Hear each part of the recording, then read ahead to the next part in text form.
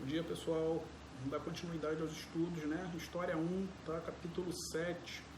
A gente vai continuar na República Oligárquica, né? Sendo que agora a gente vai ver um pouquinho da estrutura econômica, né? Então, para que isso aconteça, é bom que você acompanhe o slide que eu mandei para você, né? Eu mandei um slide aí, já deve estar no sistema. Esse slide ele faz um resumo do módulo, né? E facilita um pouco você se orientar, né, nos estudos. Isso facilita um pouco, mas também não quer dizer que você não tem que abrir o livro. Acompanhe também, abra o seu livro e acompanhe também o que a gente está estudando aqui na República Oligárquica, estrutura econômica, ok? Então a gente vai passar aí, você está com o slide, você vai ver que o livro, o módulo, ele traz aqui como tema inicial, introdutório aqui, o governo de Campos Sales. E aqui ele diz no texto que Campos Sales, em 15 de novembro de 1898, o presidente Prudente de Moraes, ele sucedeu, Campos Sales sucede Prudente de Moraes em 15 de novembro de 1898. Né? Você vai ver que houve a proclamação da República em 1889 e Campos Sales, ele substitui Prudente de Moraes aqui, então presidente, né? E ele substitui ele em 15 de novembro de 1898. E numa época, e a gente está falando aqui de economia, né? República Oligárquica. Então, quando a gente fala de economia, a gente vai perceber que nessa época, na época que Campos Sales sucedeu Prudente de Moraes, a gente está numa época em que a economia era toda baseada na extração do café e da borracha, né? A gente tinha dois produtos aí principais, que é o que trazia divisas para o país, né? Eram os produtos. O café, então, era o mais cultivado aqui na região, principalmente ali na região de São Paulo, Minas Gerais, no Rio de Janeiro também. Então, a gente tem esses dois produtos como produtos principais da economia do país, né? E não ia muito bem, tanto o café quanto a borracha. Nessa época de Campos Sales, do governo Campos Sales, a economia não estava indo muito bem, e justamente porque esses dois produtos principais aí da economia, a sua venda, né, a sua exportação, ela não, e a produção, consequentemente, também muita produção e pouca venda para o mercado externo, né? Campos Sales julgava que todos os problemas do Brasil tinham uma única causa: a desvalorização da moeda. Então, Campos Sales, quando assumiu o poder, percebeu, e isso foi uma ideia dele, percebeu através de, provavelmente, dos seus economistas, até um estudo próprio, que o que estava acarretando todos esses problemas na área econômica era a moeda, a desvalorização da moeda.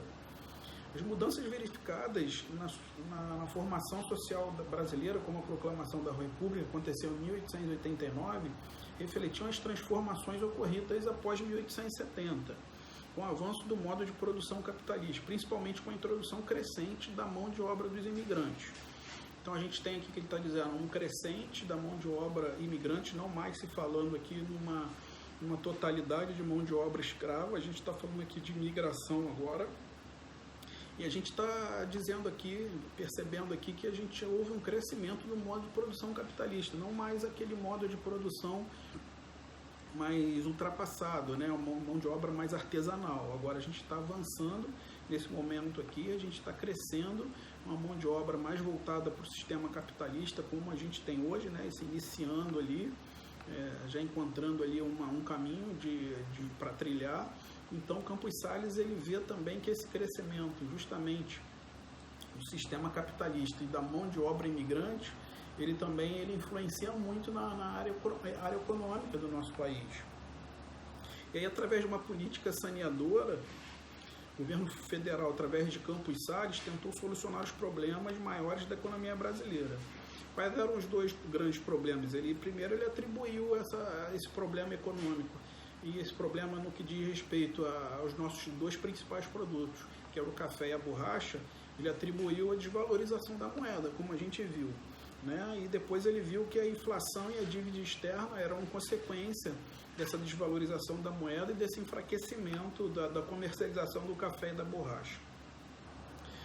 Mais à frente você vai ver que o governo federal criou nesse período, em razão disso, Campos Sales, toda essa visão que ele tinha da área econômica, ele tentou criar mecanismos de valorização do nosso principal produto, que era o café, né? ele criou dispositivos aqui para dar uma alavancada na economia através da produção e da exportação do café. E a gente vai ver aqui uma dessas medidas, né, encampadas por Campos Sales, foi o estabelecimento do convênio de Taubaté. Foi um convênio que foi feito em 1906 e foi um acordo firmado entre os principais produtores de café. E no caso aqui, Rio de Janeiro, São Paulo, Minas Gerais, né, prevendo a colheita de uma safra recorde. Depois que Campos Sales assumiu o poder e estabeleceu algumas regras, né, para ajudar a alavancar a economia através do café, você vê que a gente começou a ter uma safra recorde, né? A produção do café ela foi aumentando cada vez mais, a nossa venda também, a exportação dessa mercadoria do café, ela cresceu muito, e Campos Sales se destaca no governo dele justamente essa supervalorização do café. A gente retoma um pouco da nossa economia, né? O avanço da nossa economia, através de medidas encampadas e estabelecidas por Campos Sales nessa época. E esse convênio de Taubaté, agregado dentro dos princípios da política dos governadores, a gente ainda está aqui ainda sob a égide da política dos governadores, onde os governadores eles tinham o domínio dentro das suas regiões, né, dentro dos seus celeiros eleitorais ou currais eleitorais, como a gente viu. Acordou-se uma intervenção do governo federal em benefício da classe dos cafeicultores em determinadas regiões do Brasil. Então, o governo federal, através dessa política dos governadores, essa parceria com os governadores, eles intervinham, né, nos estados de forma a garantir um pool aí na economia através da supervalorização do café. Vamos intervir nesses estados onde a gente tem uma produção de café considerável, vamos intervir, vamos ver o que está acontecendo de errado ali e vamos tentar fazer mudanças ali para que a gente tenha. Essa foi uma das visões de Campos Sales. A gente precisa valorizar o café para que a gente consiga também melhorar a economia e, consequentemente, as exportações, né? E essa era a visão de Campos Sales. O convênio de Taubaté também estabelecia preços mínimos para a compra de excedentes pelo governo, que a exportação de tipos inferiores de café fosse desencorajada, que fosse melhorada a propaganda no exterior e que se estimulasse o consumo interno e restringisse a expansão das lavouras. Então são medidas aqui que Campos Sales fez através do convênio de Taubaté para salvar, né, a produção, a economia, salvar a produção do café também. Então essas foram as medidas principais de Campos Sales para que a gente tivesse uma retomada da economia.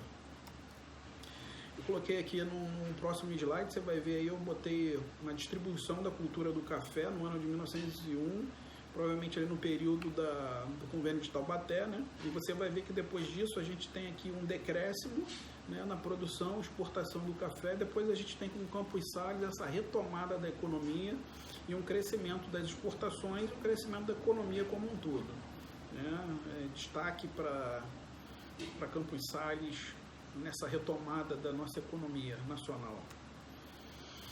O café nessa época continuava a ser a base da economia brasileira, né? A gente tem depois a borracha, mas a borracha ela sofre um declínio e não mais é um produto que é um principal para a nossa retomada da economia nessa época, né? E o Campos Sales aqui foca no café.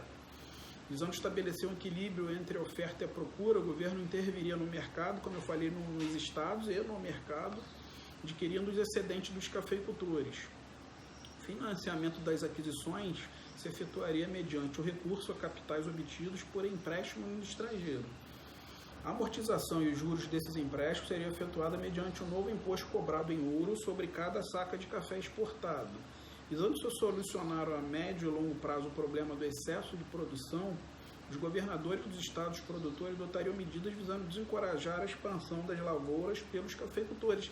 Então, você vai ver que todas essas medidas foram implantadas de forma a promover um crescimento na área econômica do país, seja a nível estadual, seja a nível federal, né? Que a gente está vendo mais a nível estadual, através dos governadores, e também federal, através das medidas aqui de empréstimos. Isso é muito comum quando se tem um problema econômico no país, de você ter que pegar empréstimo, né, internacional para investir no país, e a gente paga altíssimas taxas de juros, mas aí a gente também tem uma alavancada no sistema econômico e financeiro, E aí a gente precisa, para fazer um produto que a gente de repente perdeu os investimentos, perdeu a sua capacidade de venda, a gente precisa investir nesse produto, se ele tem um potencial de crescimento. Porque no caso aqui era o café, era o único produto que a gente tinha, e era um produto de grande importância e de grande facilidade de venda, só que a gente estava num declínio. Com o Campos Sales, através das medidas, através de um convênio de Taubaté, a gente consegue retomar, né, a produção do café, retomar sua venda em potencial, e a gente consegue mudar o rumo do país com o Campos Sales.